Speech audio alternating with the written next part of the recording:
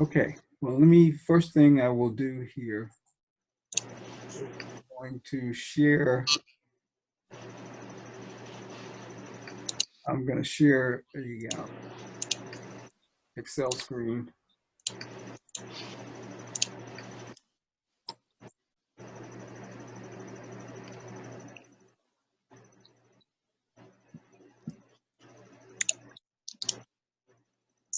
Okay.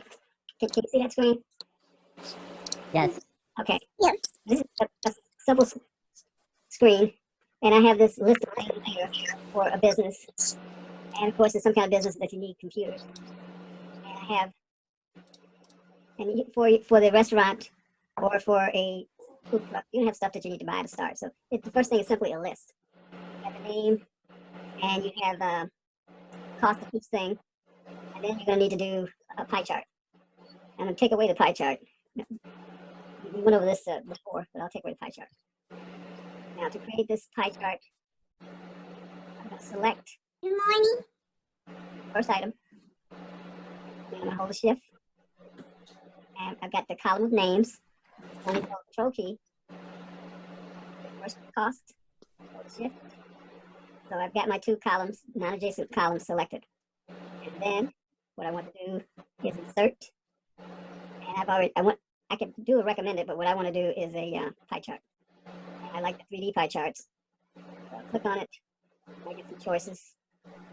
What style? And I'm going to have to extend this a little bit.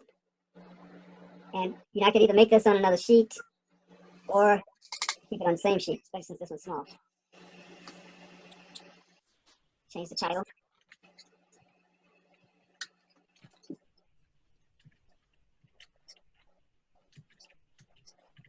And as far as the startup cost, that's kind of the extent of what you need to do. You need to have the items. You need to have a cost for it. And to be complete, you want to think it through so that you just consider things that you need to buy to start the business. Whether it's a license or whether it's a lease, whatever it is, you need to think it through and have a cost for it. And so you need to create this. So this is like one view of the finances. Then the one is probably more important, and I'm gonna delete this chart for right now. You're gonna have in this case, we're looking at 5 years. I said you only have to do 3 years. You need to come up with your sales. And what I did in this chart here is I just filled in an amount for sales. You're gonna have you're probably gonna have to have a little bit more than this because you're getting sales from different things. So you need to know how many items you're selling a week. Are you guys doing the truck or the restaurant? Oh, this is the food truck. Food truck, okay. So you need to come up with your sales for year 1, and your sales for year 2, and your sales for year 3, and I just went out to year 4.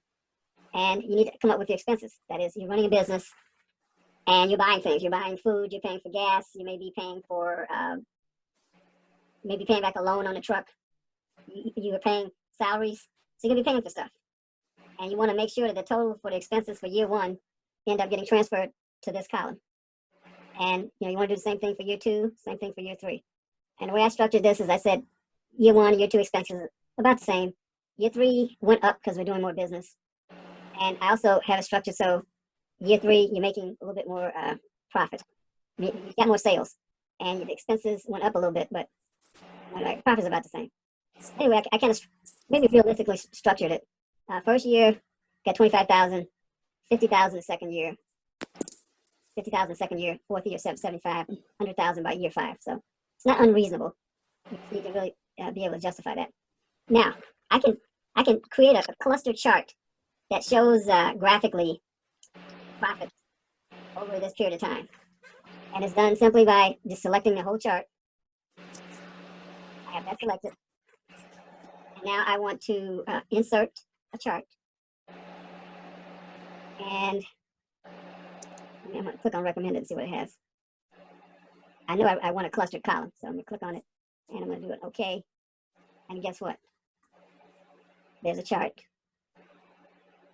that has what I want. Year 1 is color coded, so you can see the profit for each year, and you can see there's a little bit in year 1, a little bit more same, a little bit more in year 4, a little bit more in year 5. So the only thing I have to do is put a title in here.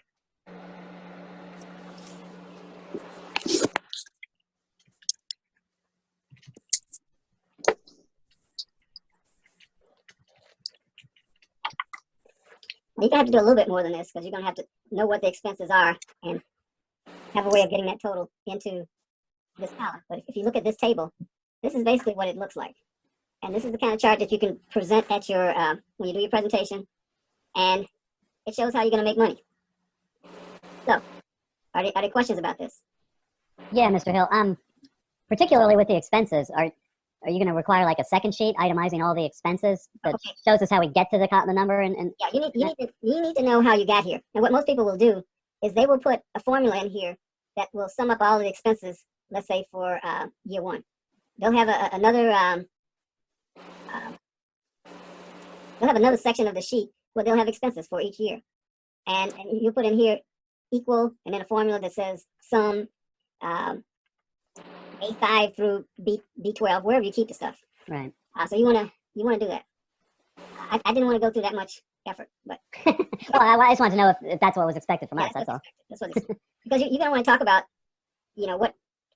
what your expenses were, and also for sales. Now, for a food truck, you don't have as much variability.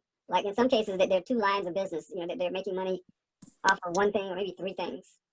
And however you construct your sales story, you need to show the sales, and you also need to make sure that your sales end up in this column.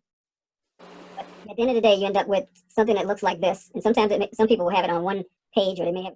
It's probably best for this course that you have it all on one page, and you just reference the area where you have your information. It can also be on different pages, but that means you have to do some.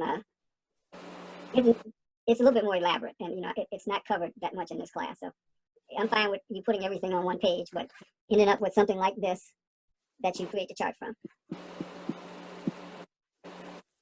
I can show you more elaborate things that people have done. In some cases, it can be said that it's overboard. It's kind of like an individual choice kind of thing. But you need to kind of have, at a minimum, this kind of thing. You need to be able to show your profit and loss for 5 years. And you need to be able to show what your startup costs were. Mr. Hill, if you put all the expenses, like say down below or on the same sheet, just thinking through in the presentation, are we only gonna copy just the chart, the actual Yeah. into the PowerPoint presentation? Is that how you kind of want it, or see it?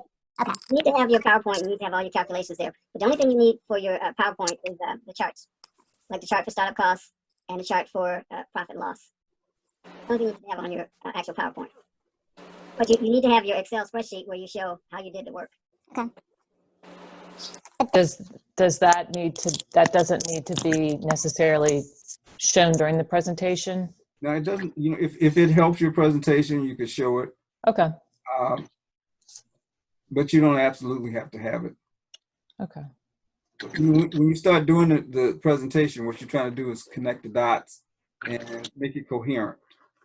And you could have like the list of startup costs if you want it, or you could have just a chart, because you can actually represent on the chart. You'll have everything represented there that you're buying. Okay. So kind of up to you. You have flexibility, but at the end of the day, you need to have this chart here. And sometimes people will end up with all kinds of things. I mean, they have all kinds of information, but it won't be organized so that it shows how your business is trending. Which, if you were really trying to convince somebody to support your business, you would do something like that.